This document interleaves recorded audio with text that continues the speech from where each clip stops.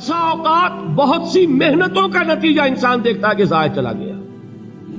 میں نے 10 سال محنت کی، حاصل کوئی نہیں نکلا. یہ ثمرات کیا ہیں؟ محنتیں، محنتوں کے ثمرات کا ضیاع. کوشش آپ نے کی، قسمت کی خوبی دیکھیے، ٹوٹی کہاں کمن، 2-4 ہاتھ جب کے لبے بام رہ گئے. Be prepared. ایک شاعر کے یہ اشعار ہیں، وہ کمیونسٹ تھا، میں نام بھی نہیں لیتا، لیکن یہ کہ یہ اسی انقلابی، چونکہ ان کا بھی ایک انقلابی نظریہ ہے، انقلابی عمل میں یہ سارے مراحل آتے ہیں.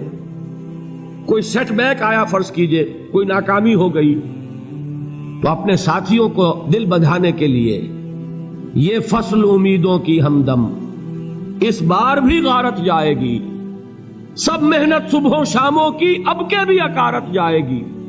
میرے نبی کے ثمرات کا جو لفظ یہاں آیا ہے، وَنَقْصٍ مِّنَ الْأَمْوَالِ وَالْأَنفُسِ وَالثَّمَرَاتِ، سب محنت صبحوں شاموں کی اب کے بھی اکارت جائے گی.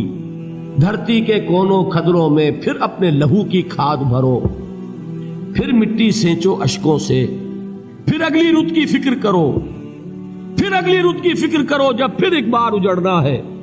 ایک فصل پکی تو بھر پایا، تب تک تو یہی کچھ کرنا ہے.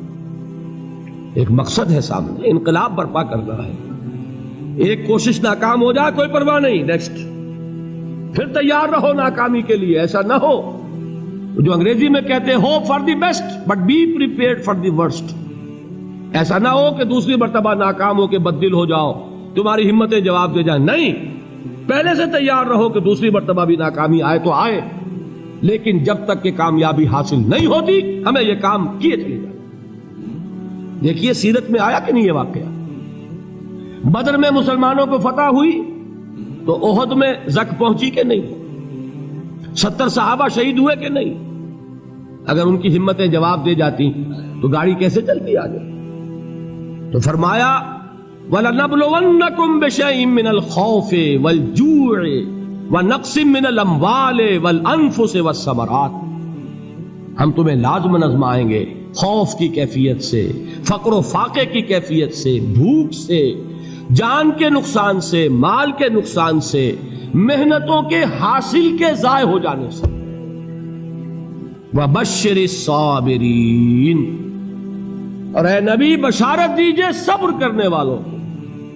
الَّذِينَ إِذَا أَصَابَتْهُمْ مُصِيبَةٌ، وہ کہ جب ان پر کوئی تکلیف آئے، کوئی مصیبت آئے، کوئی آزمائش آئے، قالوا انا للہ وانا الیہ راجعون، وہ یہ کہیں کہ ہم اللہ ہی کے ہیں، اللہ ہی کی طرف لوٹ جانا ہے.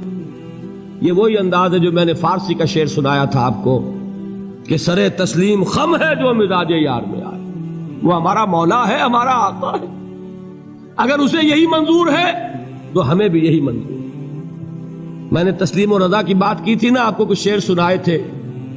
ایک شعر اور سنیے، اور یہ کس کا ہے؟ محمد علی جوہر کا. ایک مرتبہ جیل گئے، ان کی ایک بیٹی جوان بیمار ہوئی، فوت ہو گئی. باہر چھوڑا انگریز نے، جاؤ بھائی دفن کر دو بیٹی کو. دوسری مرتبہ جیل گئے، دوسری جوان بیٹی اسی مرض میں مبتلا ہوئی. اب یہ جیل میں ہے، خبر پہنچی کہ دوسری بیٹی کے اوپر بھی اسی مرض کا حملہ ہوا ہے.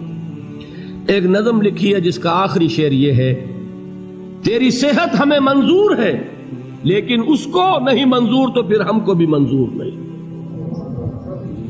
یہ ہے، جب تک یہ کیفیت نہ ہو اس میدان میں آدمی ثابت قدم نہیں رہ سکتا کہ میرے رب کو اگر یہ منظور ہے تو یہی مجھے منظور ہے. جی بیٹا، جی اتنا پیارا بیٹا کس کا ہے؟ آپ دونوں کیا کھیل رہی ہو؟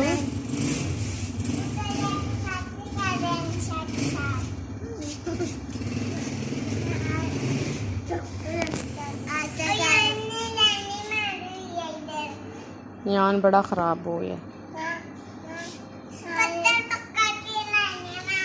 انشا بھائی خراب ہو گیا، بھائی نے خراب کر دیا سارا. بھائی